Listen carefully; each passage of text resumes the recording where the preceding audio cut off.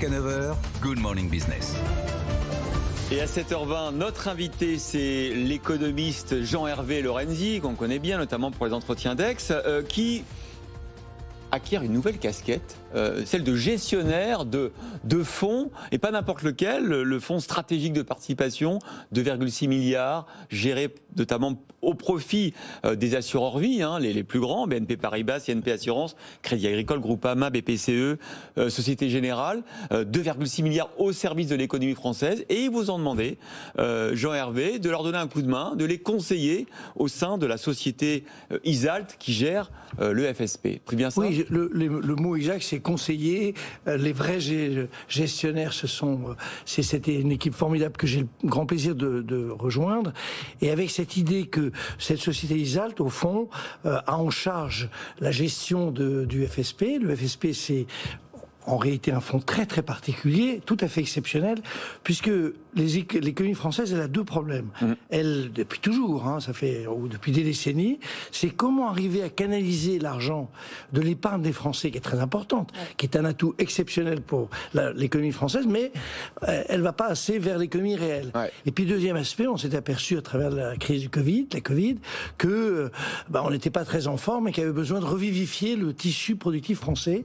Et le FSP, il a au fond exactement cet objectif, à partir du financement des assureurs vie, des principaux assureurs vie, qui sont en réalité les principaux acteurs de l'épargne française, c'est d'arriver à canaliser cet argent pour de l'investissement à long terme dans des entreprises, des très belles entreprises, vous en avez cité quelques-unes. Voilà, comment se fait le choix justement de ces investissements ? Alors, ce sont des investissements à long terme, donc l'idée c'est, on retrouve un peu ce qu'a été la philosophie du capitalisme français qui a très bien marché, notamment pendant les 30 glorieuses, avec Suez, Paribas, toutes ces structures qui permettaient de penser long terme, penser transition, penser adaptation au monde moderne, penser, au fond, permettre à des entreprises de se développer. Et la stratégie, c'est le fait que c'est sur du terme et que ce sont des très belles entreprises françaises, puisqu'au fond, un des atouts français, c'est d'avoir, comme vous en souvenez, dans les 500 grandes entreprises mondiales,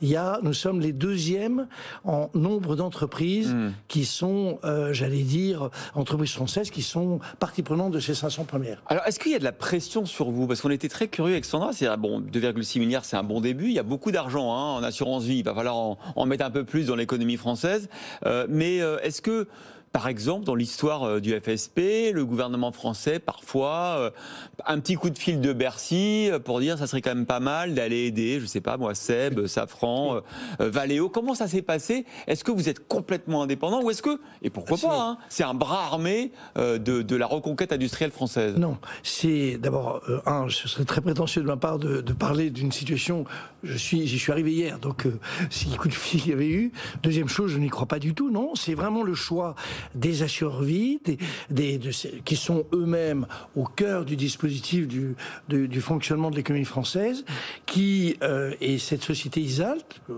dirigée par deux personnes absolument formidables, et qui regarde les entreprises. Et quand vous regardez, il n'y a pas besoin d'être de coup de fil de qui que ce soit pour voir que Seb, c'est une superbe entreprise qui est le plus beau succès peut-être de la France en Chine, que vous avez cité Arkema, vous avez cité Tikeo aussi Capital. Alors ça c'était aussi une très très belle entreprise, mais vous avez Valeo, Valeo, c'est formidable. Enfin, toutes, ce sont des très belles entreprises qui ont besoin de stabilité, ce qui a peut-être manqué au capitalisme français dans les 20 dernières années, stabilité, sécurité, solidité et adaptation aujourd'hui, financement complémentaire pour pouvoir aller s'adapter aux transitions numériques, transition écologique. Donc donner tout ce qui va changer dans l'environnement, donner des armes à ces entreprises, et c'est ça l'objectif, ce très bel objectif. On compte sur vous aussi, Jean-Hervé, pour augmenter un peu les fonds investis, parce que 2,6 milliards, c'est super, mais quand on reçoit